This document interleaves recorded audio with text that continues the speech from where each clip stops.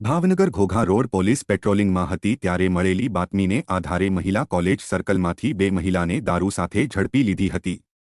Bhavnagar Ghogha road પોલીસે રિક્ષામાંથી ઉતરેલા મુન્નીબેન પરસોત્તમભાઈ પરમાર અને મીનાબેન છગનભાઈ રાઠોડની પાસે બે રહેલા થેલા હોય જેને તપાસતા દારૂના ચપટા 48 અને બિયર 68 નંગ મળી કુલ રૂપિયા 15,120નો મુદ્દામાલ કબજે લઈને ધોરણસર ગુન્હો નોંધી આગળની કાર્યવાહી હાથ ધરી હતી।